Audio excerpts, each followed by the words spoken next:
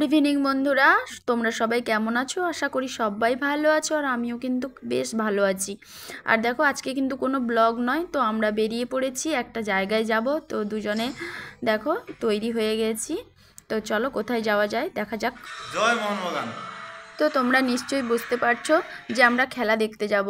তো আমরা যে বাড়িতে ভাড়ায় থাকি সেখান থেকে কিন্তু গুয়াহাটি স্টেডিয়াম কিন্তু খুব কাছে, মাত্র 10 টাকা টোটোতে ভাড়া লাগে। তো ও বললো তো চল ঘুরে আসি। তো দুজন মিলে বেরিয়ে পড়লাম। তো দেখো আমরা এখন স্টেডিয়ামের সামনে একদম পৌঁছে গেছি, আর প্রচুর ভিড় জমেছে, প্রচুর জন খেলা দেখতে এসছে। তো আমার তো একদম প্রথম স্টেডিয়ামে এসে এরকম খেলা দেখা, আগে কোনো দিন দেখার সৌভাগ্য হয়নি। আর স্টেডিয়ামের সামনে এসে একটা জিনিস দেখলাম, তো প্রচুর জন মানে জার্সি কিনছে আর পতাকা কিনছে, এরকম দোকানও বসেছে প্রচুর। আর ও দেখো একটা কিনবে ভাবছে, তো পতাকাটা খুব বড় বলে ওটা রেখে দিল, পরে কিন্তু একটা কিনেছে, তো তোমরা দেখতে পাবে। তো পুরো ব্লগটা তোমরা কিন্তু দেখতে থাকো। আজকের কিন্তু পুরো অন্যরকম একটা ব্লগ নিয়ে তোমাদের সামনে চলে এসেছি। আমার সব গুরুবার আমি শুরু করব।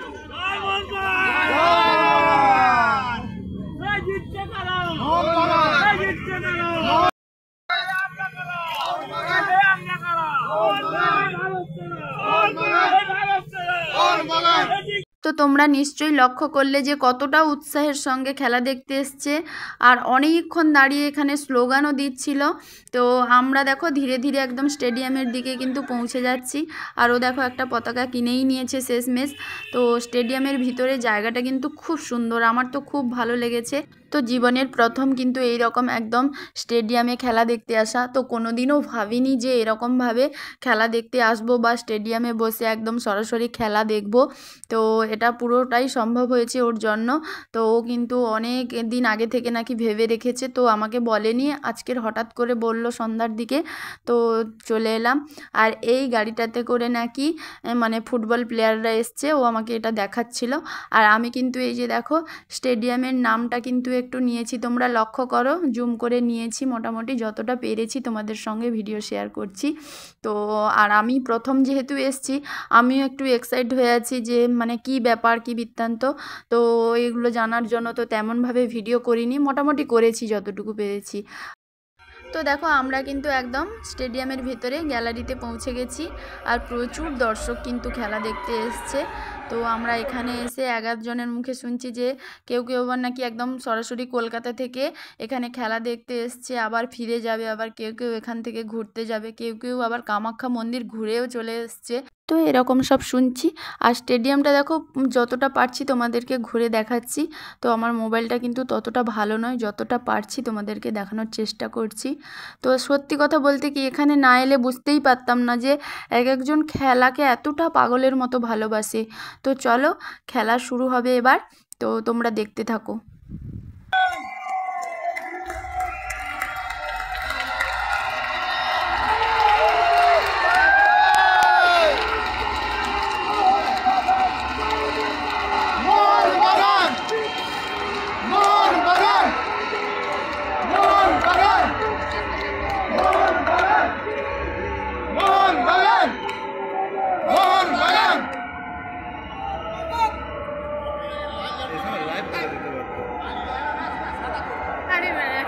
ये नहीं तो नेट नहीं ना।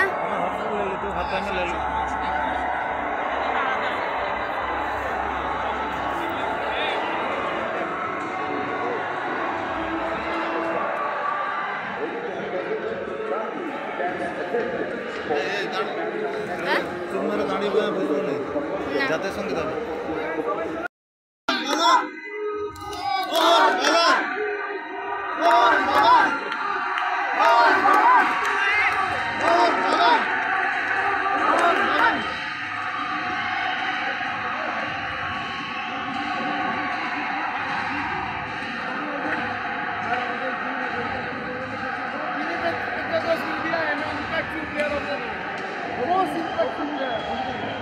তো খেলা শুরু হওয়ার আগের মুহূর্তে দেখো আমরা একটু দাঁড়িয়ে দাঁড়িয়ে দেখছিলাম। আর তো চলো খেলা কিন্তু শুরু হয়ে গেছে।